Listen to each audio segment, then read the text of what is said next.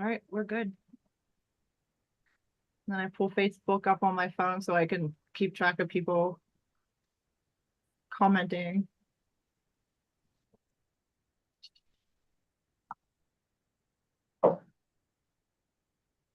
We're live.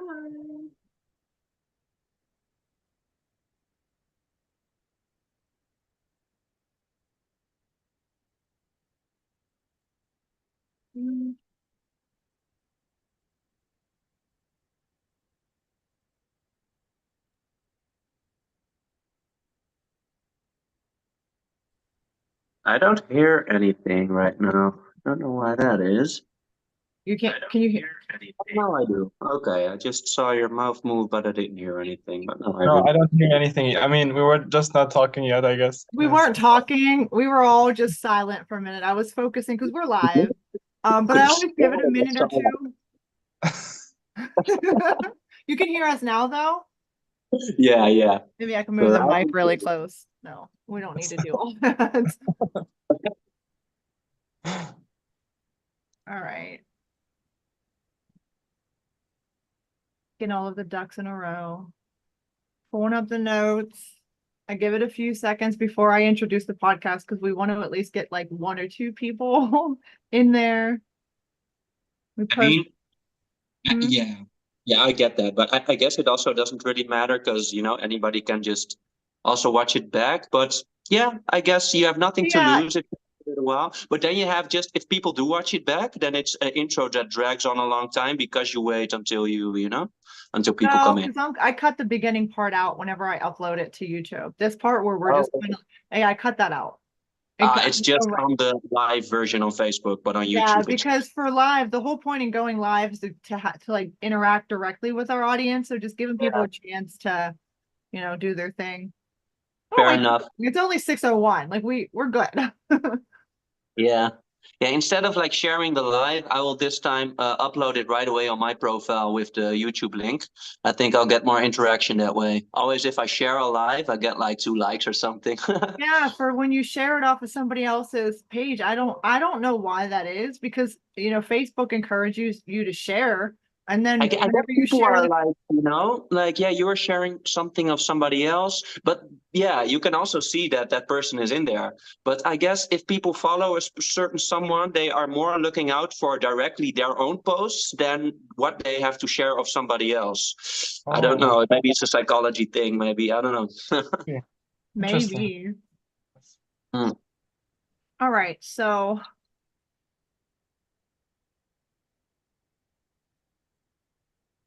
somebody want to join us? Nobody's in here.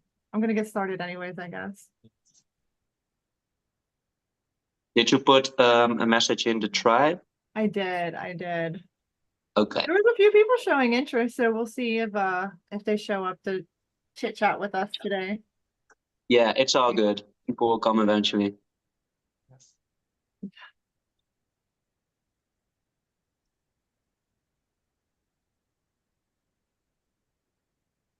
No, I need my notes. I didn't wear the exact same thing in the last one, did I? I don't remember what you were wearing.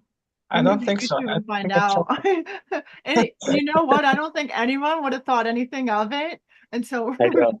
Just you a said random thought that popped in now my mind. everybody's gonna go look like, did he? Maybe it gives him a motivation to go check out the first episode. Hey. Yeah, we actually got we got more views on the first episode on YouTube. Like we're up to like 67, and that's for a brand new YouTube. So we're just going with it. We're gonna keep going.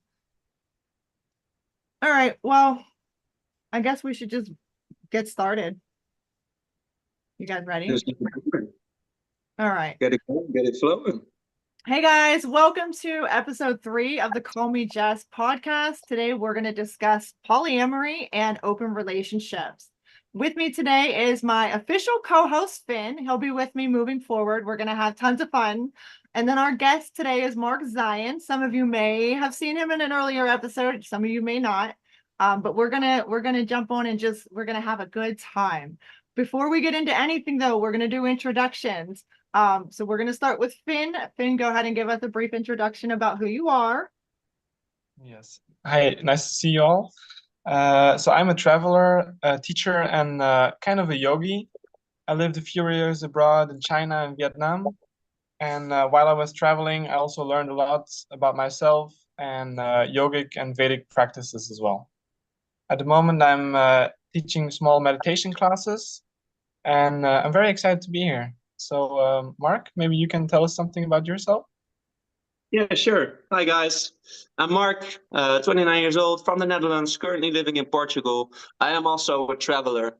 I love exploring. I'm an explorer. I love exploring the world, always looking for new impulses and adventure. Yeah, also into spirituality and personal development. Meditation was a big deal for me that helped me grow a lot. I'm into living in the present moment, unconditional love, detachment, all of that good stuff. Beautiful. So you're also polyamorous as well, right? I am, yes. So, Very nice. yeah, it's an interesting episode for me to be here. I heard the episode was going to be about polyamory, and I know that it's very misrepresented in the world, and people have a bad view on it and have a misunderstanding of it. So, always, if I have opportunity to represent for it and shine a little bit of light on it, and I love to take the opportunity. So, I love being here today. I That's also wonderful. went ahead and I marked down like what the actual definition of polyamory is, because I like to kind of like educate people who come on the podcast who may not know, or I'm sure everybody's heard of it, but not everybody understands how it works. Again, before we jump into that, because we are going to jump into your personal like experiences and your thought process on that, Mark, but I'm just going to go ahead and read this to give everyone a baseline understanding of what polyamory is. It is Alrighty. So polyamory is the practice of engaging in multiple romantic relationships simultaneously. And with the knowledge and consent of everyone involved, consent is absolutely critical. It's based on the idea that it's possible to love more than one person at the same time in a healthy, honest, and consensual manner. And unlike traditional monogamous relationships, polyamory focuses on open communication, mutual respect, and the understanding that love can be abundant and shared.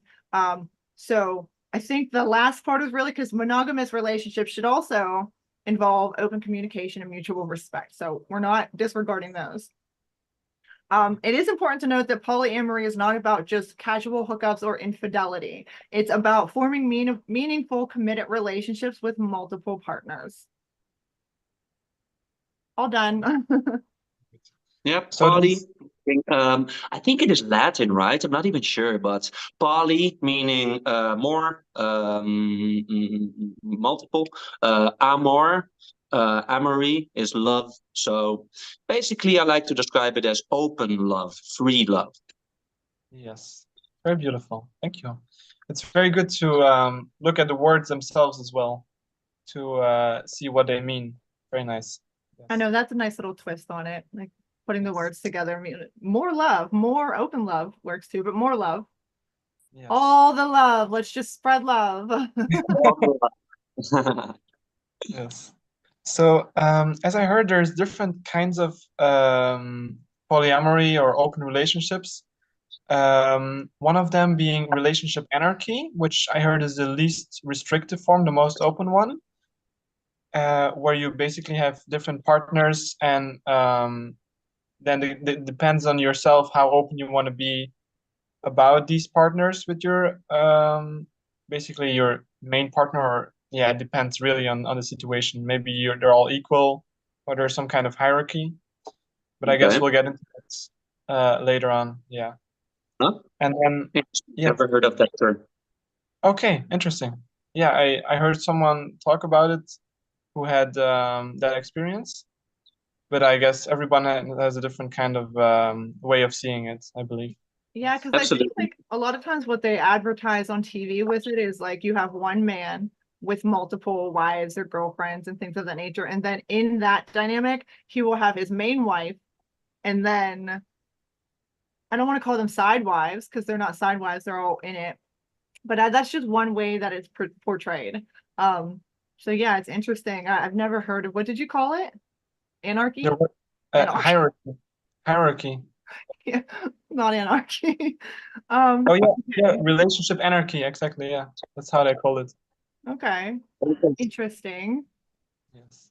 I don't have a lot of experience with polyamory. Like, actually, Mark is one of the few people that I know that I've had open discussions with about it. Because I myself don't live that lifestyle, but I fully support it. And I think Mark knows that. We've had conversations about it, which is why I wanted to do this episode, because I do think there's a stigma to it.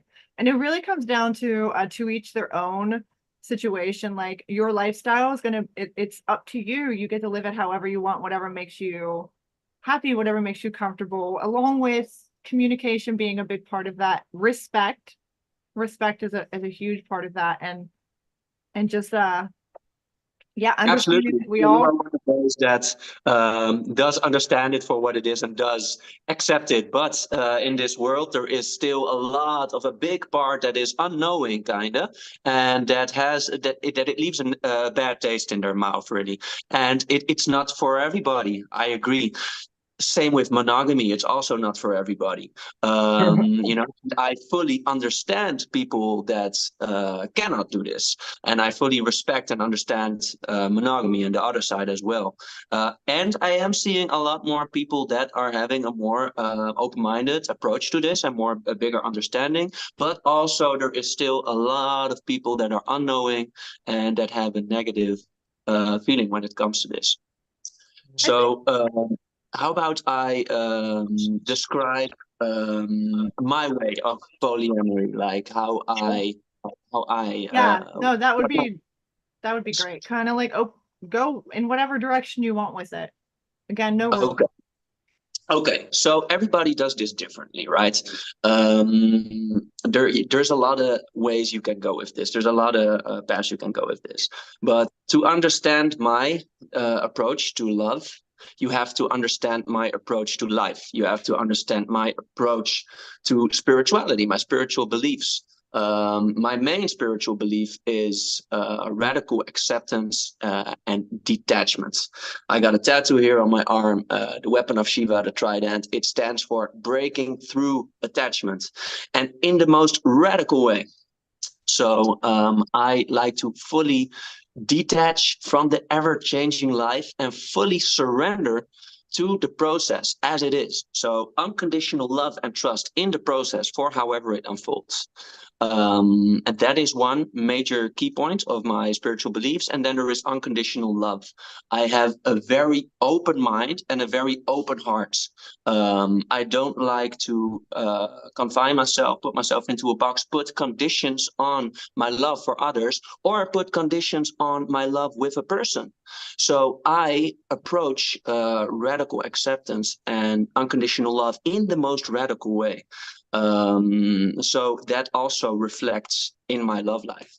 So what does it mean for me? For me, it means, well, first of all, I like to fully connected to everything, attached to nothing. So a lot of people think that if you are not committing to one person, that you are going less deeper or that you just see a person as an object. So that is one myth I want to bust right out of the way for my reality, because I cannot half-ass love. Love is not something that should be half-assed. I'm in it with my full heart and I want to connect in the most deep, most pure way. But I do not grasp another person. I do not hold them. Like, I fully trust the process above everything. And if that means that they meet another person and they want to do whatever with that person, maybe, whether it's just a hookup or whether it turns out to be a beautiful love story, then that I believe is exactly how it is meant to be. Then that is just up to my partner. If they want that, then I respect their wishes.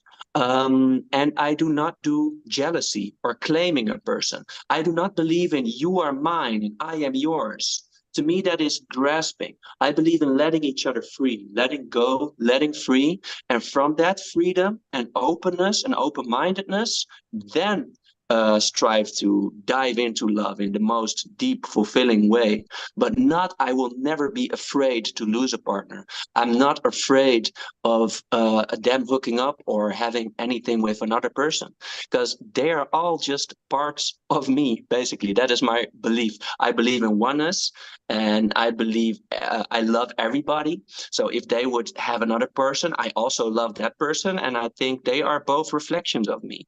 So I believe in the most radical way in unconditional love and in detachment, and that reflects in my love life. So I also believe that one relationship that you have with one person doesn't have to have anything to do with a relationship that you might have with another person. It can totally coexist without having an influence on each other. And that to me is just like beautiful, meaningful friendships.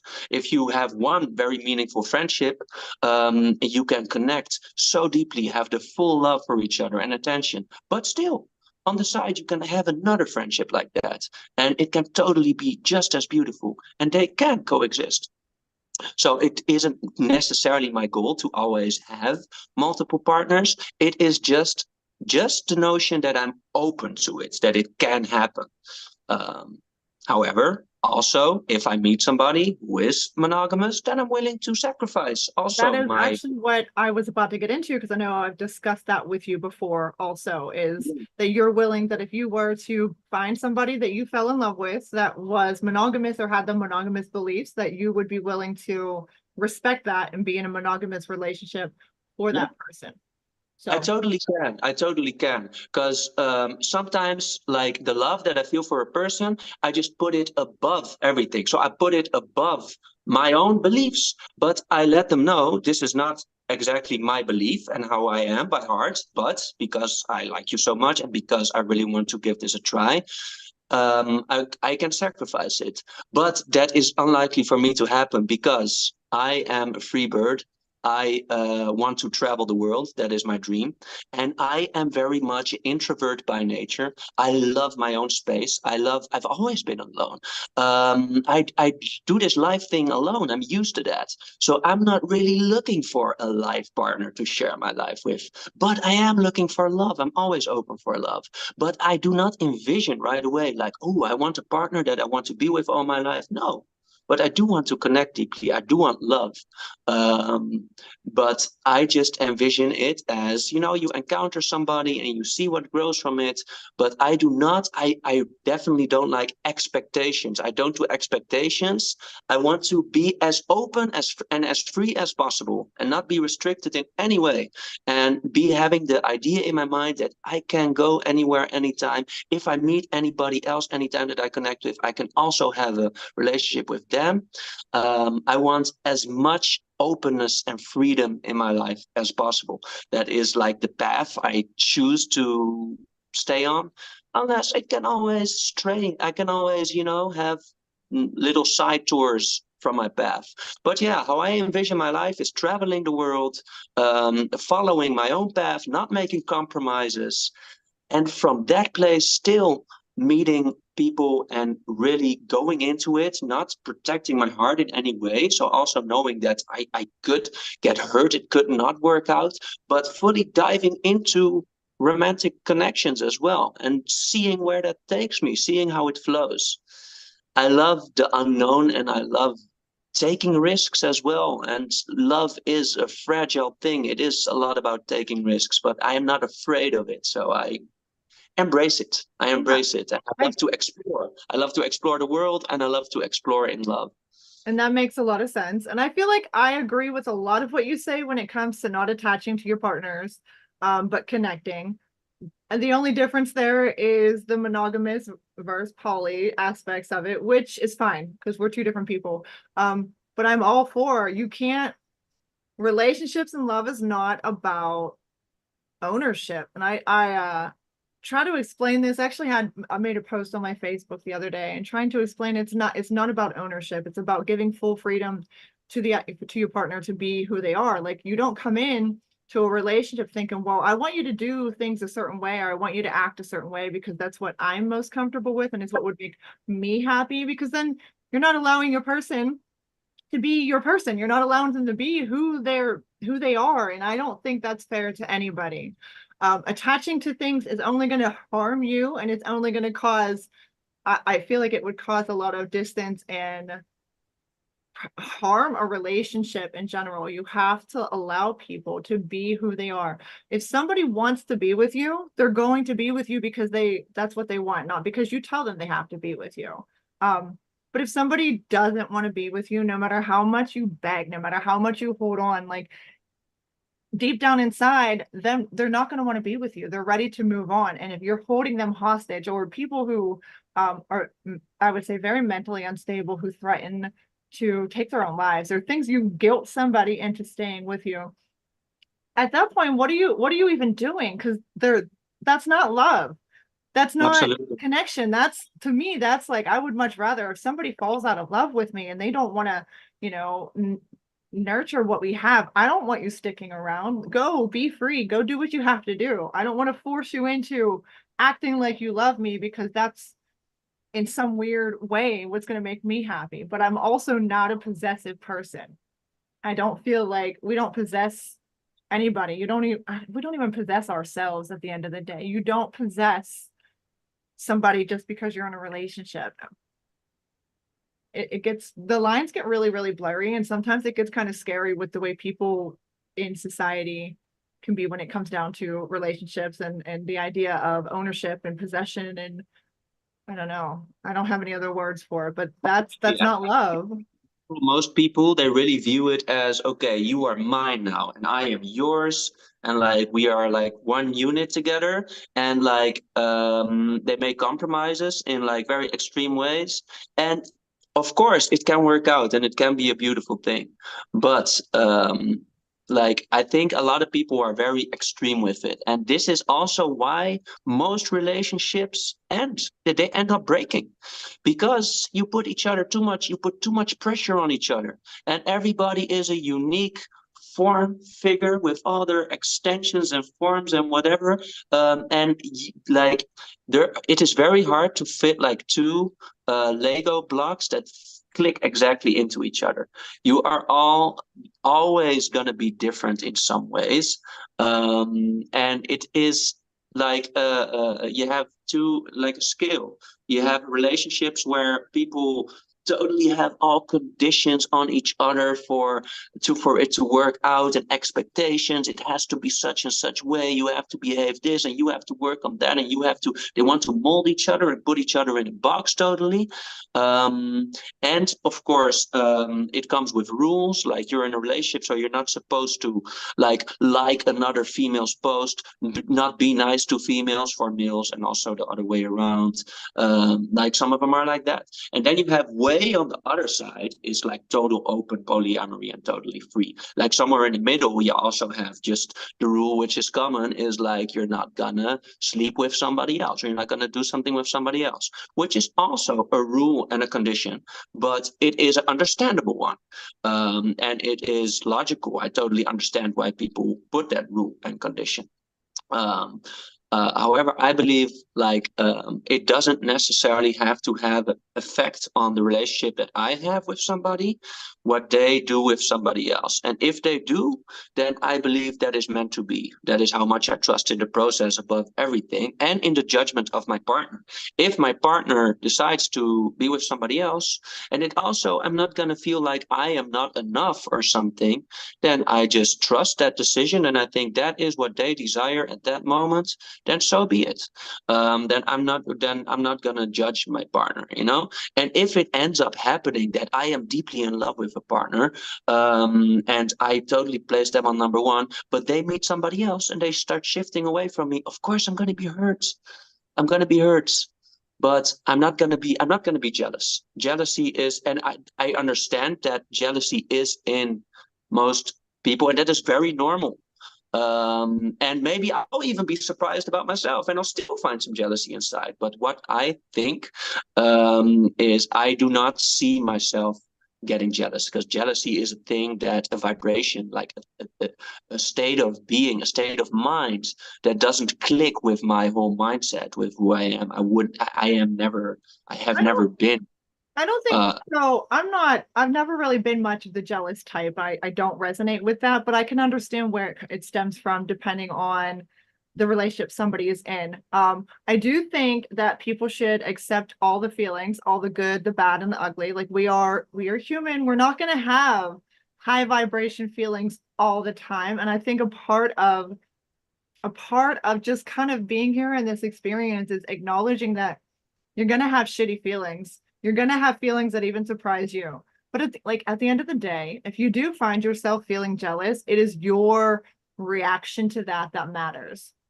So Right. maybe you're feeling something, but going off and losing your mind or mistreating the other person, that is not okay anymore.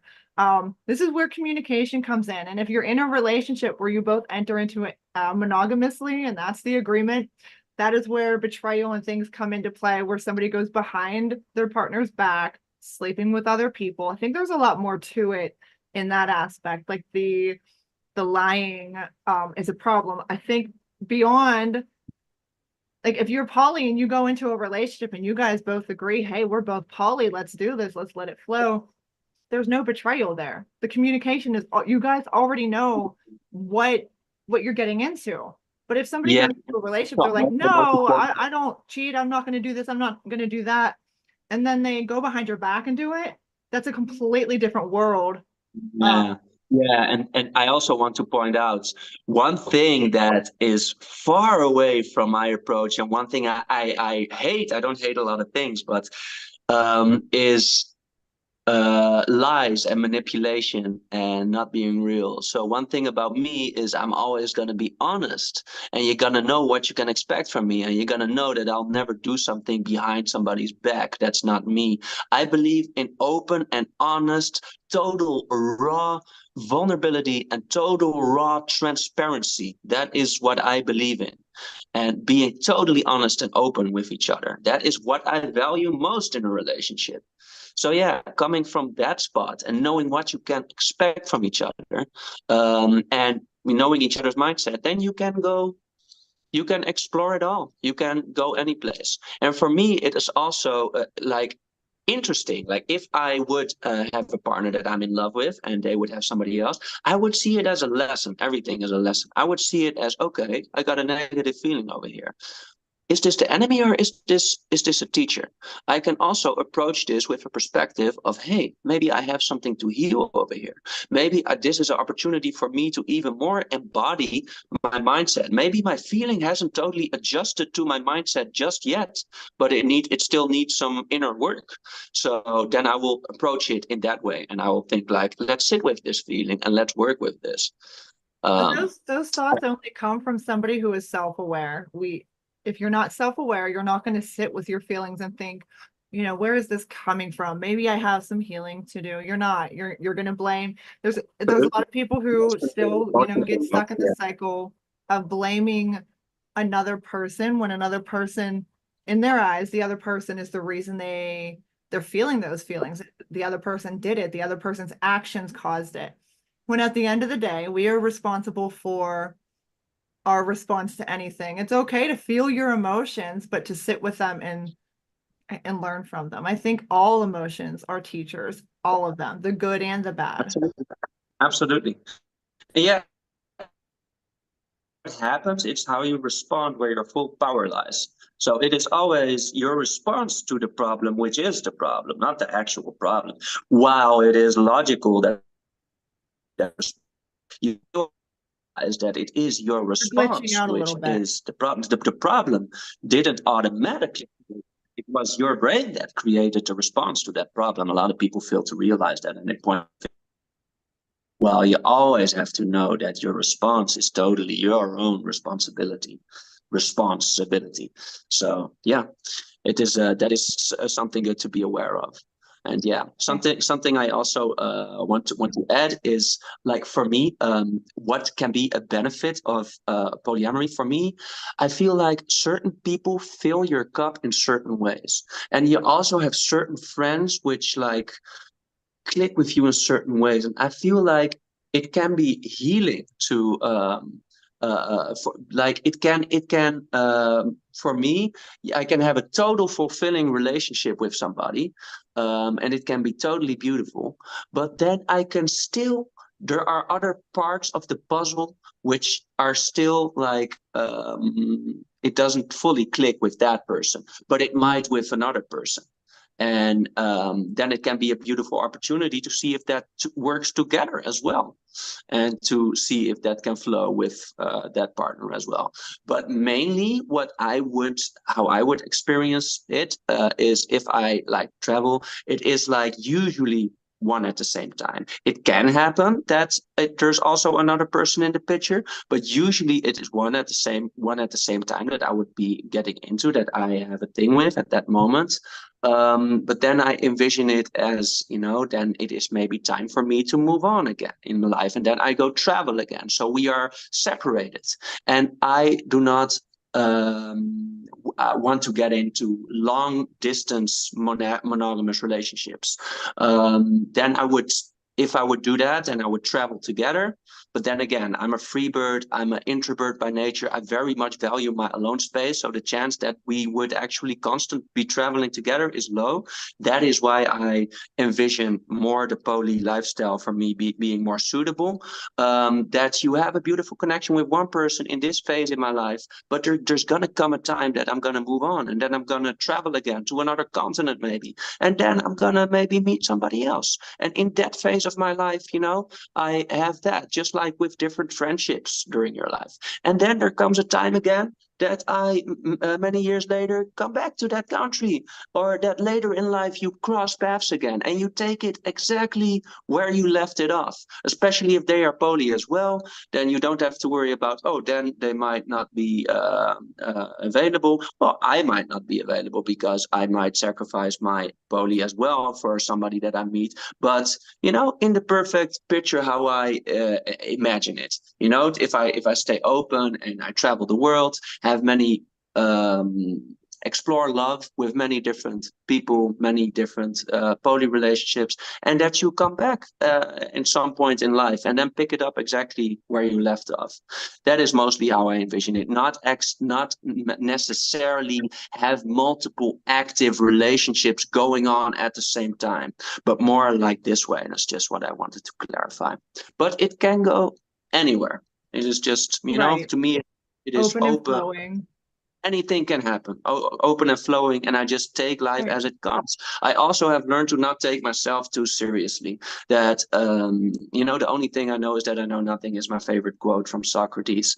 Yeah. Like life is constantly changing, and I strive to live in harmony with that constant changing reality. That is also that breaking through attachments. So anytime I can also be convinced that I want something else, maybe eventually I'll be convinced that monogamy is the best thing for me anyways, or another form of love.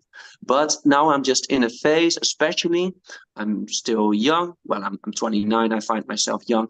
That I still want to explore. I want to explore a lot. And I view life is short. I don't want to now settle down with one person. No, I first want to experience life. I want to see more of the world. I want to see more partners, of what can love have to offer to me, and not be so quick to like settle down with one person. So yeah, those are some reasons. Like if you understand me a little better and life goals, then people will understand better how polyamory suits me. I was saying, because I love how yours, everybody's situations can be unique, but I love how you call it a phase. Maybe it is, maybe it isn't. Who knows? You're just so open and flowing with how things go in the future. But and Yeah, it makes I perfect don't like sense. to label. I don't like to put myself into a box. Like I'm polyamorous. That's it. That's how I'm going to be for the rest of my life. I am just open and flowing, and that's how I am with love as well. That's how I am with everything. There's probably a relationship term for that, Beautiful. though. We'll have to look into it.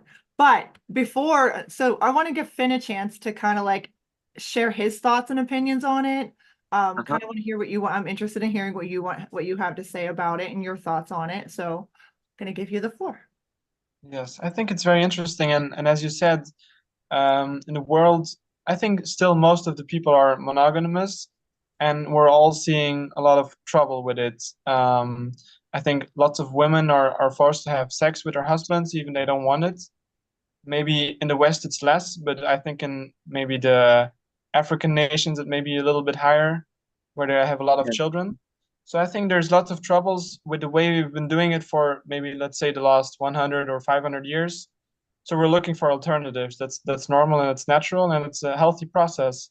And I think your way of fulfilling your life is a very beautiful way. And if everyone does the same path like you, like in finding something that works for them, I think that's ideal. I've had some relationship as well where we were very open and we were let the other one have other partners as well. And I felt it worked much better and it was so much lighter. It didn't feel like you say the jealousy is not there. It's yeah, the trust is more there and it's not so you're not so critical of each other. You let each other go and you value Yeah. the time you have together. So I'm very Yeah. thankful for those experiences as well. Yeah. Oh, beautiful to hear. Thanks for your what you added on. Yeah, I definitely think indeed that you can. If you like one of the highest forms of love is setting each other free, I believe.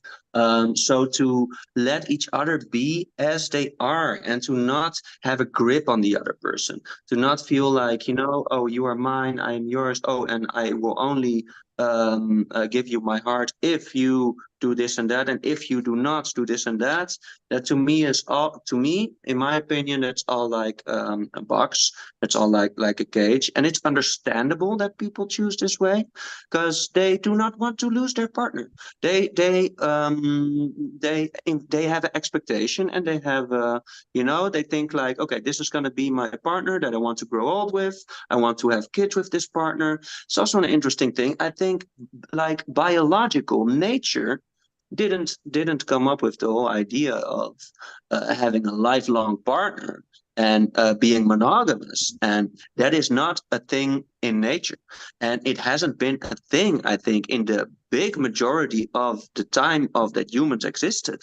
I think that is something very new of the last like 200 years or something, and romance in itself, and having a romantic, not that I'm against romance, not at all, but I just think it is something human made. It is something that we humans created, and these rules, of like if you sleep with somebody else ever, then you're cheating. These are all rules that we created with our human mind. It is not something that exists in the animal kingdom, and I do not believe it is my true nature.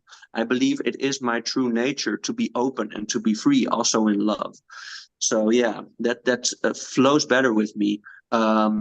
And I can still, a lot of people, that's the biggest misconception that I don't like seeing, that people think that you are not fully connecting as deep, that you are just like, or that you're just in it for the sex or something, or just for something yeah, oh, just for now, and then I'll go traveling again, and then I'll forget about the person. No.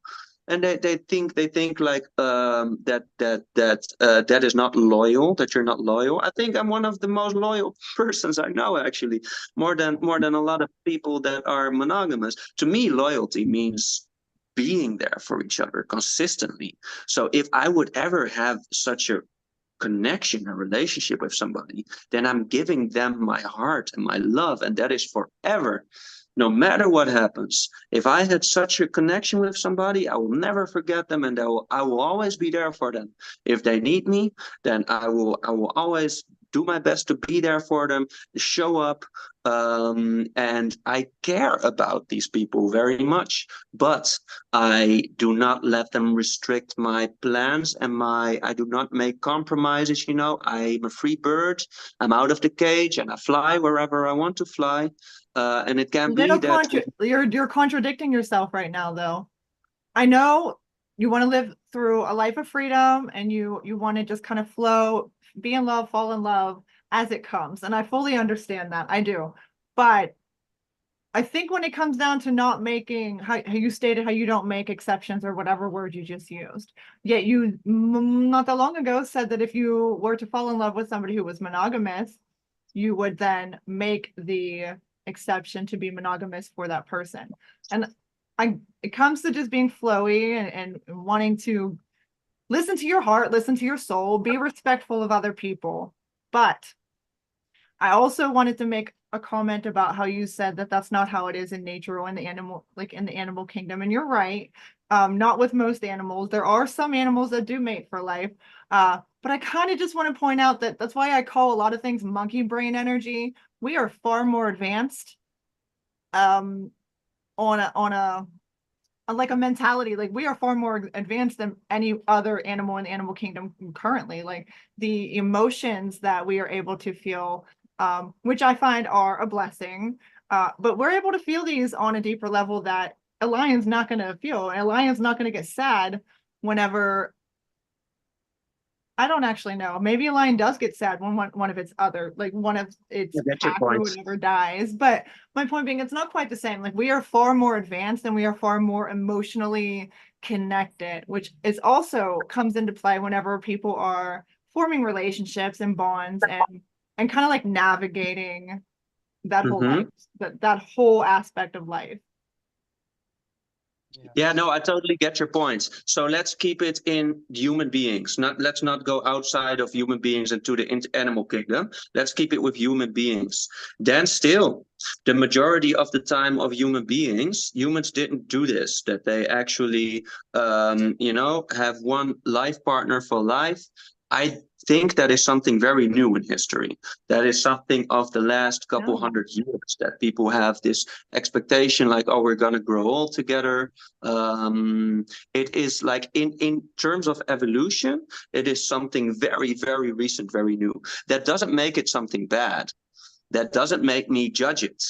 But still, I do believe that my natural instinct, what I naturally feel like I vibe with, is more that free and like not being that deeply emotionally attached. You don't necessarily have to call it that, but to not put myself into a box with love. And I totally get that, I'm not judging people who do, and I get that that is the way for many It comes people. down to a matter of preference. There really is no right or wrong with it. If the There's no communication right is or there, and wrong. yeah, Absolutely not. Absolutely not. the only time I would say that it would be wrong is if you're poly and you intentionally go into a relationship with somebody who's actively let you know they're monogamous, with not telling them you're poly with ill intentions. And Yeah. then once they fall in Oh, love with yeah. you being like, well, I'm poly, I get to do what I want, because that's unfair to the other person. I think both Absolutely. partners should always be on the same page from the beginning. Oh, absolutely. Openness and communication is the most important thing. That's what I value the most. The only point that I wanted to make with all of this is that it feels natural to me, and and that is like how I find it logical that it feels natural to me because of that. But I also totally understand how we constantly develop and how also humans develop in how they do love. But it is something new. It is something of the past couple hundred years, and it is not something that feels natural to me. And I can still, if I like somebody enough, sacrifice my beliefs. I will sacrifice so much for if I really see a potential of a really divine love, and this is going to be the only way it's going to work, then so be it. Then I'll just sacrifice my regular way, because I'm not attached to that way as well. I'm not attached to that belief. I think how we're talking about like going into a relationship and thinking that you're going to have a life partner forever. Like, I don't think that way either, because anything can change. You can fall in love, be head over heels in love with somebody, and give it 5 years and you might hate each other. You don't know. You're both going to change and grow continuously in that relationship. And sometimes we grow away from each other. Like when Yeah. you start if you grow together and you end up being together forever, that's freaking wonderful. Like I'm happy for you. But I don't get into a relationship and think, hey, I'm going to be with this person for the rest of my life, because I Oh, can't yeah. say that for sure. I don't know. I'm going to be with you here in this moment because this is what makes me happy. This is what makes you happy. Let's build from that and see where it goes. Right, Um, right. Yeah, and that is totally how I stand in it. Like I love for like the moment, and what the moment is gonna bring, we will see. But zero expectations. It is mainly for the moment. And I have a very strong drive to constantly seek new impulses and to keep traveling. So it is likely that that is gonna get in the way at some point. But who knows? Maybe the love will be so deep and divine that I end up staying there, or that we travel together. And it can also be totally deep and divine, but still, despite it being that deep and divine, I still have the drive to keep going and keep traveling. It can all happen. I'm open to it all. But it is just zero expectations how I approach this and how I I go in. agree with that. Now you still have so much life to live, and I love the fact that right now you're 29 years old. You're traveling the world. I love getting all of your stories and pictures from across. Like I enjoy that. This is where you're at right now, living in the moment. So your thought process for the future you can only base what you want on the future on where you are right now. Who knows where you're going to be in 10 years? Who knows what your thoughts are going to be? Who knows what you're going to want? So it's fine. This is where you are right now. No, there are people are always like, oh, you have to find a life partner. You have to buckle down. You have to do this. You have to have kids. You have to buy a house. You have to have a white picket fence. But And get divorced and and get a then get loan. divorced, have Yeah. divorce parties, and no, that doesn't sound fun to me. I don't know. I mean, like I think relationships should be about how you're feeling towards the other person, open communication, and just enjoying each other, because why else are you getting into a relationship? Like, I don't want to get into a Absolutely. relationship and fight with somebody every day. I've been there. I don't want to do it again. It's not something that I seek out. Like, Absolutely. And that is what I desire, to fill each other's cup and to get yeah. to know somebody and to give each other love. And that can be just as divine if it's just 1 month of a beautiful love, and then you're way separate and you stay in touch. Or you get out of touch because whatever reason. But ideally you stay in touch, and then ideally, in my opinion, you meet again later in life, whatever time, when the time is right, and then you pick it right back up there again. But you have both had maybe multiple partners in the between time, or maybe years have passed, or maybe not. You never know. But to just be open to it all. I like to be totally in Oh all yeah, aspects of it. let's go into the stigma of multiple partners and how if you've had multiple partners, like you're not worthy. I don't understand the mindset around that either. And I'm not Yeah, even I don't sleep around. I don't do hookups. Like I don't even fall into that category, but I can still look at them and be like, what? Like, yeah, that, let that is people be who they are, do whatever the hell they want to do, gain whatever experiences they need to gain in the moment, and People are let that so be what quick it to is. assume. People are so quick to assume that if people have had a lot of bad partners, for example, that they do not connect and love deeply, that they just want to fuck around and nothing more. It doesn't have to. You can still have total deep connections, but also still, not have a very high barrier to have a thing with somebody. That's me. Like I always strive for the deepest love and deepest connection. But I also can, if I meet somebody, it can also just be a hookup, and it can even be just for a day. And it can also be, not totally as deep. For me, the barrier is not that very high. Which But is I fine. always Yeah, I try. just don't like this. I don't connect, like I don't feel good around hookups or the idea of like surface level connections, which is fine if you Yeah. do, you're comfortable with it. Like I will never judge. Do whatever you want to do. I Like say that a lot. I feel I like I say that a lot. Do whatever you want to do. Exactly. Don't Like it hurt is me. only if I feel a negative vibe, or if I feel like I don't vibe with a person, then I won't do it. But I vibe with, like, if it's a positive, loving person, I will vibe with you quickly. So then, like, the vibe is not, like, the barrier for me is not high. For me, it's a very free and open thing. Very, Yeah. Say like sex, for example, is very sacred to me, sacred energy exchange. So yes, I wouldn't just like do it with anybody. But also like if I do feel like, oh, this is a good energy, this is a good vibe, then it can go there quickly if it's a mutual agreement and a mutual understanding. But I always strive for the highest love and the deepest connection. That is always the strive. That is always what I desire most. And I could never ever use somebody, just, use somebody for sex or something. That's not something I do. That's not something I condone. I believe in, valuing a person and respect and love, and yeah, like we are all one, and to give the other extensions of yourself love, and yeah, That's in the very most beautiful. convenient form. Yeah, Yes, very true.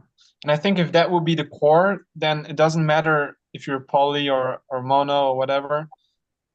If that's the core, like respect and love, then however you do it, it will be beautiful. So I think that's yeah, if you can follow that, that's very valuable as well for yourself and for your absolutely. Yes, yes. And of course, with the one, it will be a deeper connection than with the other. It depends usually on, for me, usually on how much the other is willing to connect deeply, because I am in it for a deep connection. I am, I am opening my heart. I am trying to, yeah, yeah, like, and you can only give what you can and other give. You people cannot. also. Yeah. Oh, Mhm. go ahead.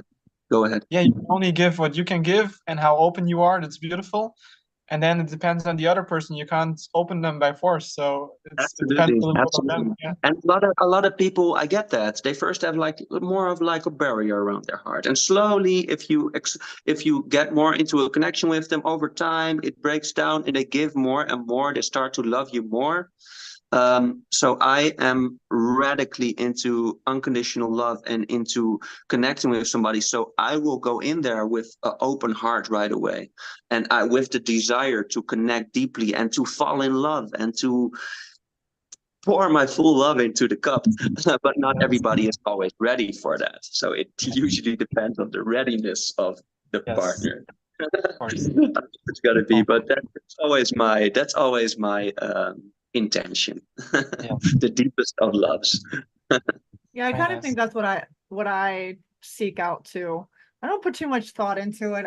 I think I've talked to you guys about, I know I've talked to you guys about this before. It's more so initially a physical attraction, which physical attraction is going to be different for everybody. It's going to like you're going to be physically attracted to whoever you're naturally physically attracted to. And I feel like Hmm. I can be physically attracted to people and not romantically interested or energetically drawn to them, you know? And then I can be physically attracted to somebody and be very energetically drawn to them, which then leads to the potential of like opening the door for romantic interest. But none of it like it's there's like steps to be taken there. But just because Hmm. I think somebody is attractive doesn't mean that I would vibe with them on a relationship level. So I wouldn't. It's plain. I just wouldn't. Like we could be friends, and I do think that's what comes down to when I say that I'm not so much picky as I listen to the energy. I go where the energy pulls me. So I'm not going Hmm. to allow myself to enter into another relationship that feels forced. They don't. Hmm. They don't end well. They don't go well. They're lessons. So we're just kind of flowing with it. But I do, it's because, and I do seek out that, like, if I'm going to get into a relationship with you, I'm seeking out a deep, deep connection. I feel like I crave that deep connection. Absolutely. Same, same. And trying to really fill each other's cup in the most way. You have to tune into each other. You have to see how the other responds to you. You have to tune into their energy. You have to really be aware and pay attention and listen. Be open to listen. Not a lot of Yeah. people Yeah. listen well. Uh, Sorry, I'm just That's a agreeing beautiful very process. loudly. What, Finn? It's a beautiful process of unfolding and getting to know each other, and yeah, the whole thing. And every person is so unique and has so many layers. So yes, it also takes a little bit of time to get to know each other. And I think it's absolutely. beautiful that you're flexible and how much time you're able to spend. You at one hand you value the time because it's limited, the same as Yeah. your life. But at the Uh-huh. other hand, flexible in extending or changing things, and your openness is very admirable. So I really I value that. Oh, We're I part of the appreciate that. flow, And just yeah, I did flowing say with it. I like to dive into it right away. Doesn't mean that it's like right away, like, fully developed. It's still a process in development. But I like my commitment. To me, commitment means giving a person my heart. And it's not, doesn't mean that it's only theirs, but that I give it to them, like my heart is open and I give them my full love. And I value them, I see them, and I got the desire to connect with them in all the most beautiful ways. And that is an entire process. But for me, that process, like it can start very quickly and my heart is open. But then it takes time to get to know each other. Then it takes time to tune into each other and to make that love even more deep and valuable. As you get to know each other and as you learn to adapt to each other. Yeah. Very nice. I have something in my eye, Jess, guys. I'm just gonna be sitting here. We're gonna be watching the recording, and I'm like, should we answer maybe some submitted questions? sure, let's. Yeah, if there are any, sure, let's get into that. So nobody's really asking questions today. Everybody's more or less said hi.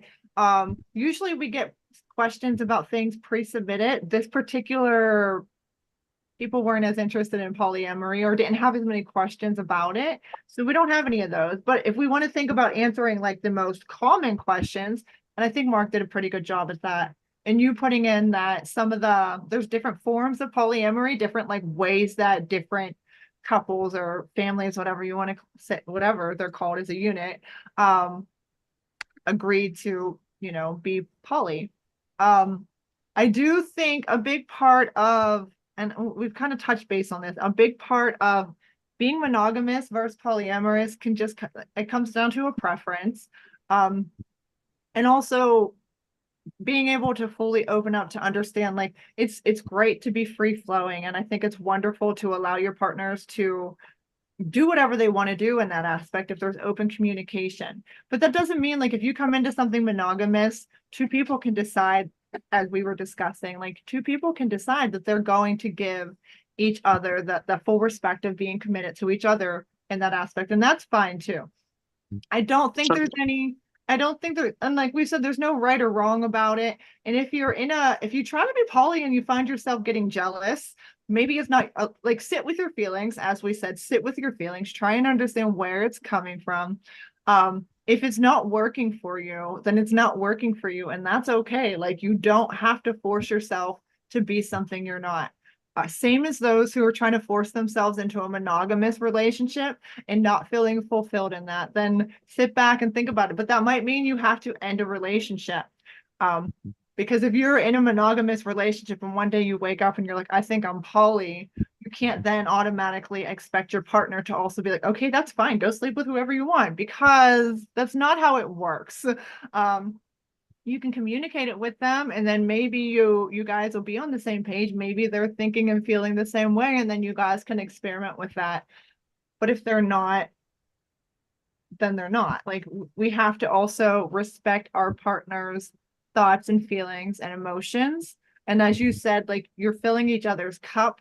That's a big, like, filling each other's cup means that sometimes they're going to need you in ways, like, sometimes they're going to need you when they can't be there for you. So you're going to have to step in, and then vice versa. And I don't know where I'm going with this. I'm getting off track, so I'm going to stop. No, but it's very interesting. go True. ahead, Pink. And yeah, sometimes it's true. The other person will not be able to give what you want, and vice versa. But what I was trying to say is, we all have different needs.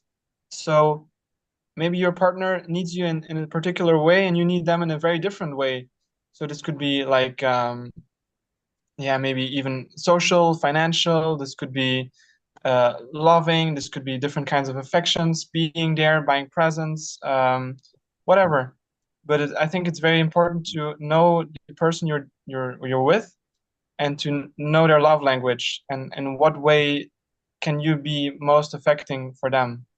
So I think it's Absolutely. important to, yes. Yeah, yeah, and it's very good to ask questions. Also of certain behavior. There can even be negative behavior that can come over as like nagging or something.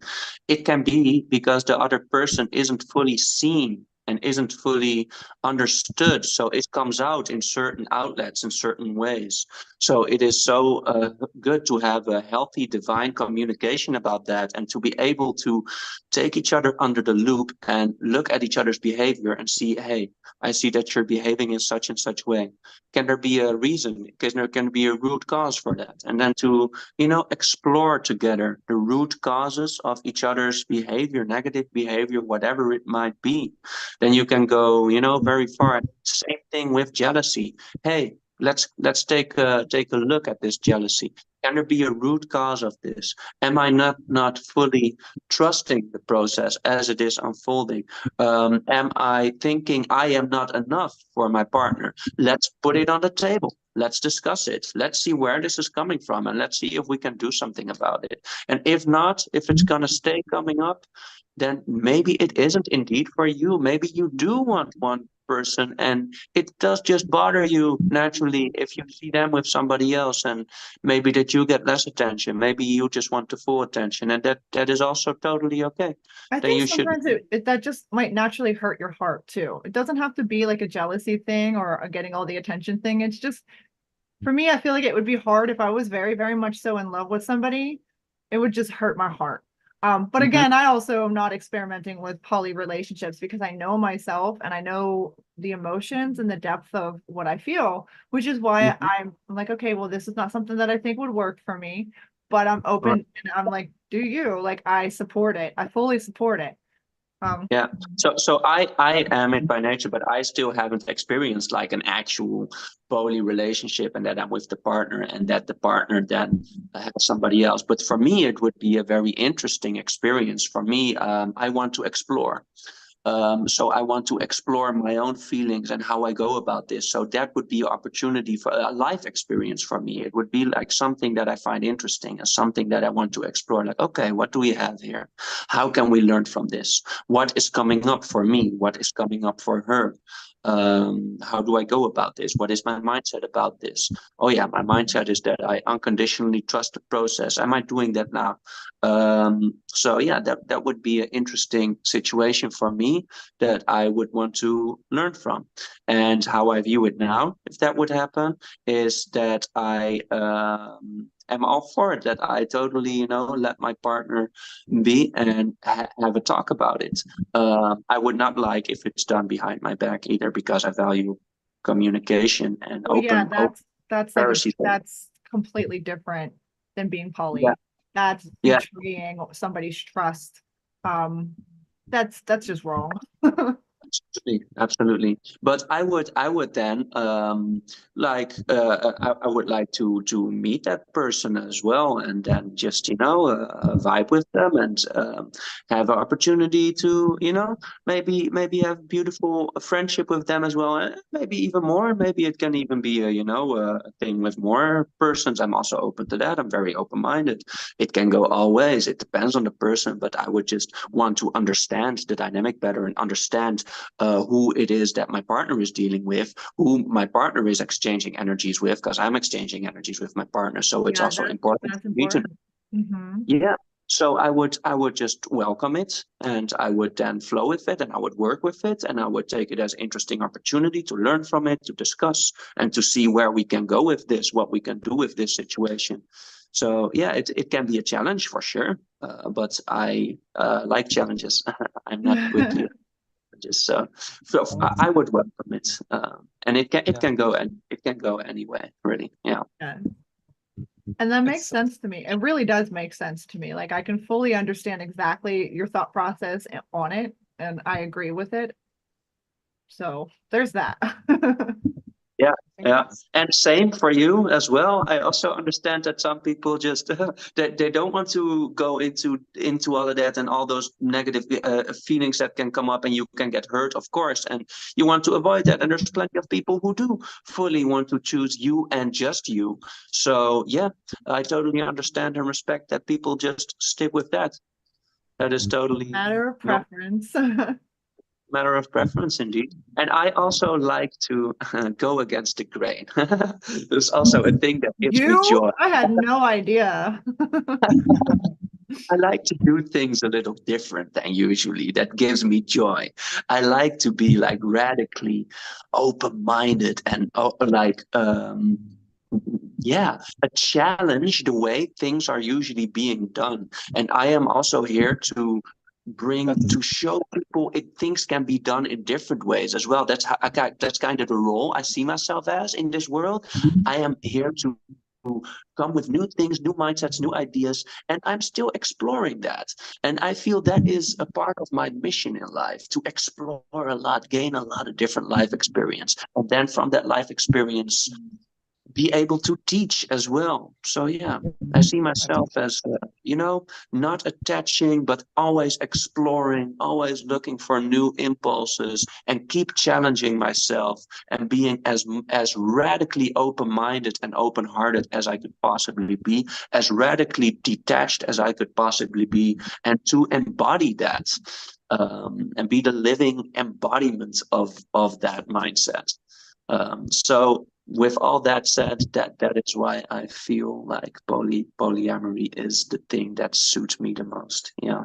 And I love yes, that and you're experimenting with that. Like, how else yeah, like just kind of flow, gain those experiences. I feel like everybody's here to gain experiences. We're all going to want to gain different experiences. Like some days I want to jump out of a plane, and then other days I'm like, oh no, I don't ever want to do that. But like just that to kind of simplify it, like want to get out and gain exciting experiences, have like make memories that are going to be like, hey, when I'm 90, say I live that long, and I'm thinking back on my life, I want to be like, yeah, that was exciting, or yeah, I just want to have things to look back on and not just be like, yeah, my life was extremely mundane and boring and I didn't do anything with it. Absolutely. Yeah, that's exactly one thing that I can stand the thought of just living a life just like everybody else. House, dog, cat, job, like all the same things. And I have no, a I want house, cats, dog, and a job. And kids. I, I just mean I just mean like growing old in the same situation and staying in that your whole life. That's what I mean, basically. I know what you mean. And I really like, I think I developed more like by going through those experiences, like having that long-term shitty ass relationship, having kids and getting the house. Like I'm grateful for the house because we have a roof over our heads, and I have the cats because I love cats. But I've also really grown more into what I want out of life as I'm getting older anyhow. So I already had the kids, they're Right. here.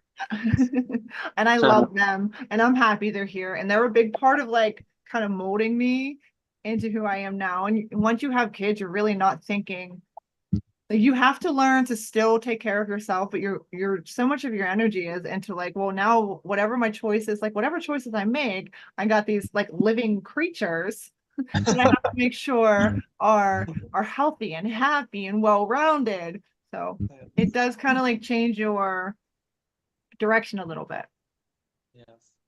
And I or think Yeah. in life, it did mine, but not in a negative way. I don't think it did in a negative way. Kind of yeah, pushed me to push out of my comfort zone a little bit so that we could have better. Plus, we do things, and I want them to gain life experiences too. So I'll be like, well, I need to do a little bit more so that they can experience this also and Oh become yeah.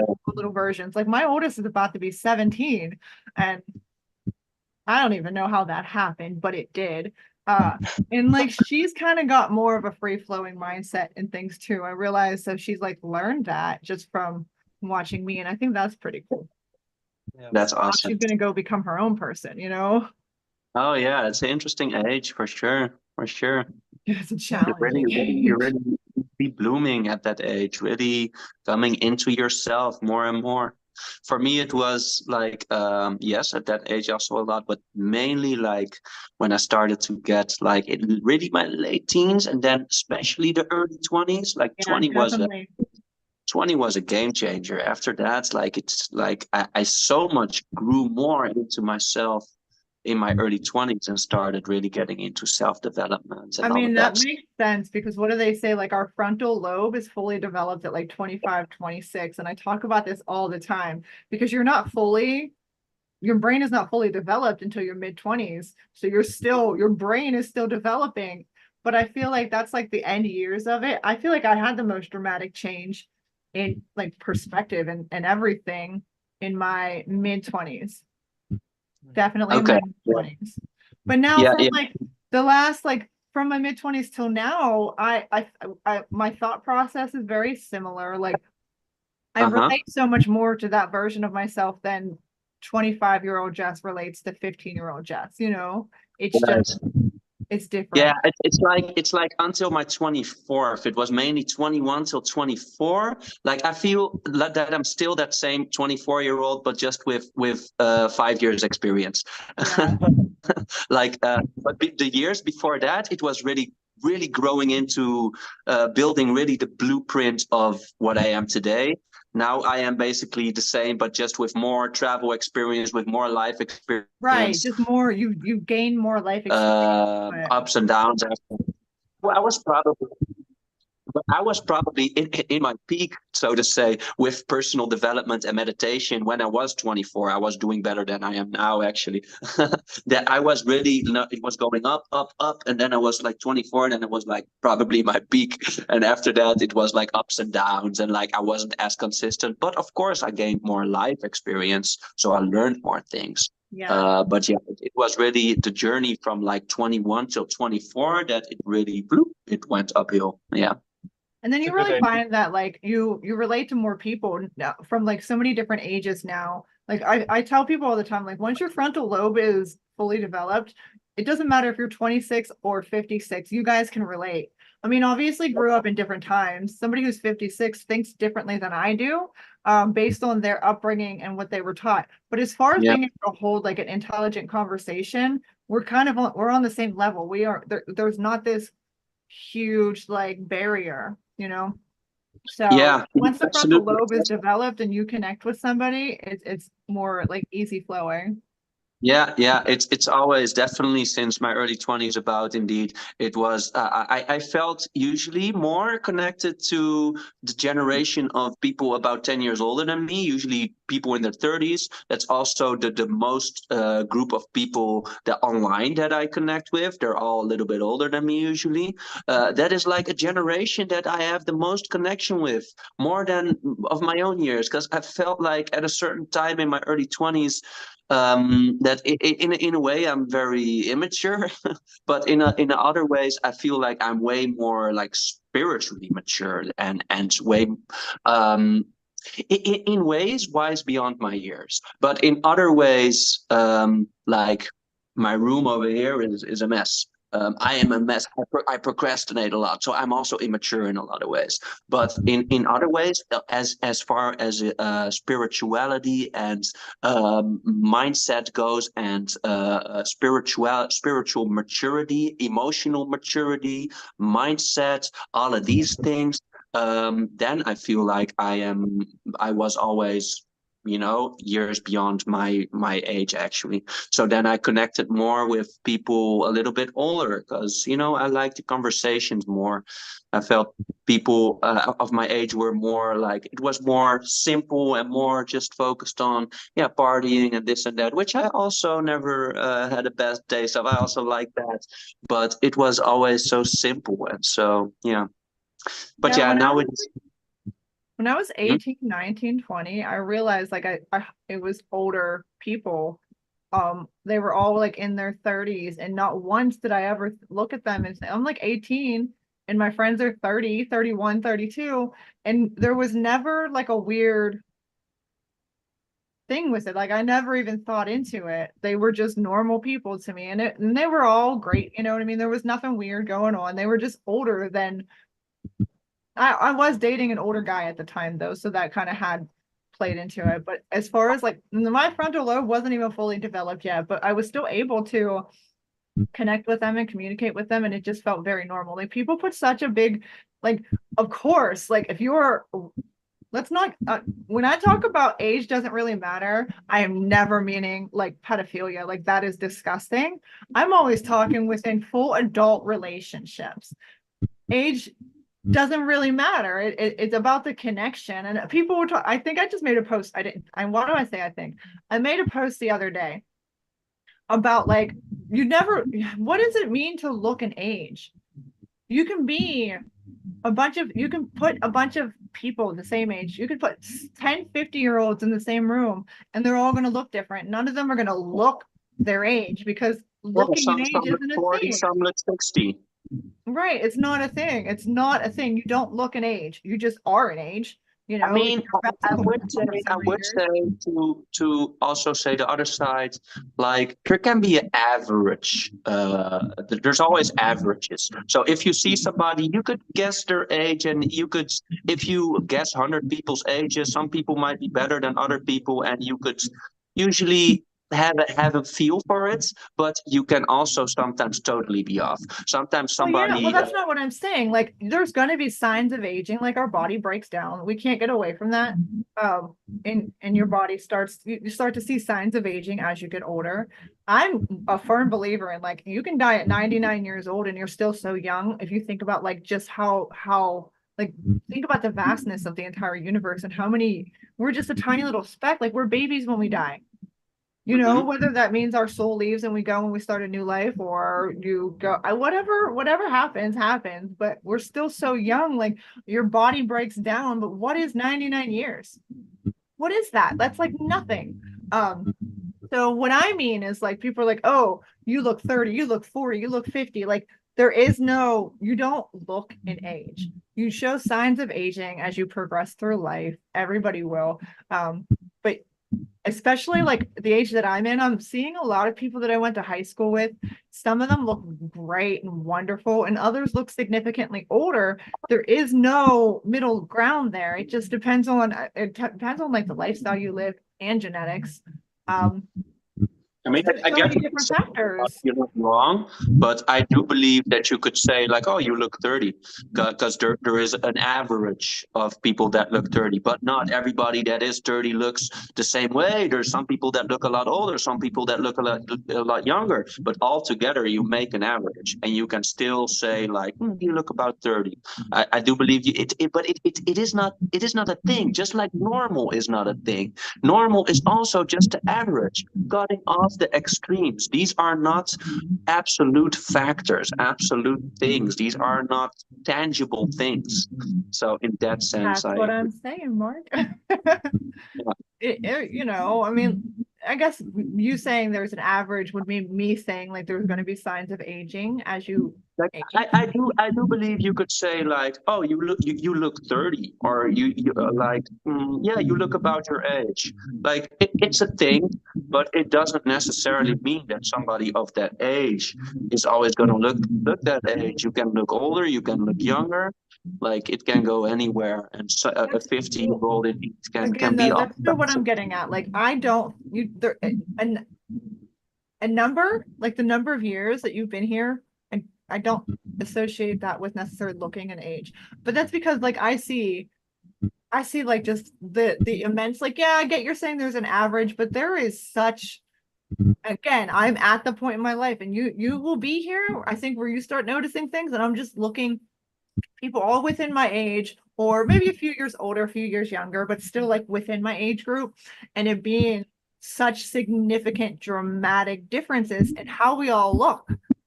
But we're also like Absolutely. at that point, I'm just like, like I couldn't even guess some of them look like the lifestyle they've lived. Like, you did drugs, you did this, you kind of lived a harder life, and it shows. Others, I'm like, are you sure you're even in your 30s? Like, are you sure? You look like a baby. So Yeah. that's kind of what I'm Absolutely. getting at Yeah, with it. it's very hard to guess. It's very hard to guess. Some people look way younger, some people look way older. Something that just popped in my mind, which is relevant to this, is not necessarily about the looks of somebody, but about the life that somebody lived. And it's not about the, I like this saying a lot, it's not about the years in your life, but it's about the life in your years. Yeah. So Somebody could be 20 with more life experience than an 80-year-old, because the 80-year-old lived a very standard life, never did anything exciting in their life, never have faced any hard challenges. But the 20-year-old went through all types of things in his life and Yeah. seen all types of things. Then the 20-year-old might have more life experience than the 80-year-old, and that's extreme, 20 and 80, but it can be. So it really doesn't matter the age. It doesn't mean shit. It's about the life that you lived. That can be different for I everybody. agree. I mean, that was what I was getting down to is my whole point was don't focus so much on the age. Don't think about it. Who the fuck cares? Like, don't think, oh, I'm a certain age now, so society tells me I have to look a certain way, or I have to cut my hair a certain way, or I have to behave a certain way. That's bullshit. And That's what I'm that's getting at. Like, it's just the amount and this is another thing. Everybody we're here existing with right now. This is we are all here together. So make those connections, because in 200 years, not a single one of us alive today will be alive in, at least in this form, you know? I don't know, like, oh, my vessel is so like, just people put such like a heavy focus on age and what they're going to do with that and how they feel about themselves. Normies will tell me like, oh, you're about to be 30. You should start thinking about really making a career now, really settling down, and try to find somebody you want to stay with. You should start having kids. Like women from your age are starting to get into the biological clock that it has to happen, and soon it'll be too late. Popping babies out in their 40s now. I don't know why you would want to pop a baby out in your 40s, but more like in your 40s, but more power to you. But women can have babies, I would say probably, I think they're saying safely up to like 45. Different women have like menopause at different times. Some people have menopause a little bit earlier. Once a woman goes through menopause, she can't physically make babies anymore, so then it would be too late. But my mom was 36. She's from 1957.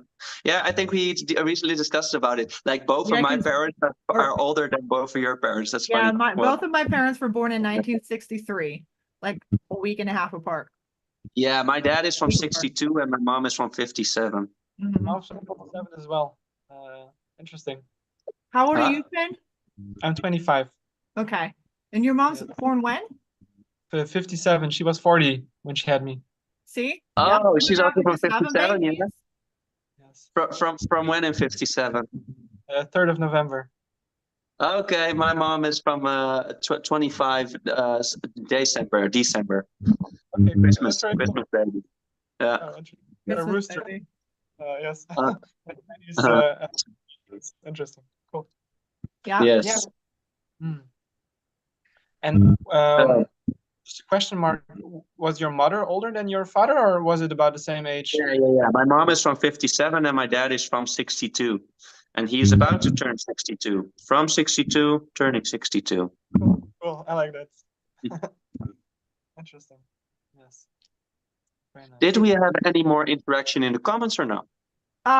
People coming in saying hi, but we've been going for like over an hour. So I'm trying to keep these episodes at no more than an hour. So we're gonna shut it down. We're done for the day. Finn and I have decided that next week's episode is going to be on crazy first date experiences. We're going to try and gather some from outside sources, and we're going to do our research and get some really fun ones to discuss. I think that'll be fun. It's going to be a lot of fun. So jump in to see us next week. With that being said, bye, guys. Okay, thank you. Thank you, It was a pleasure. Thank you.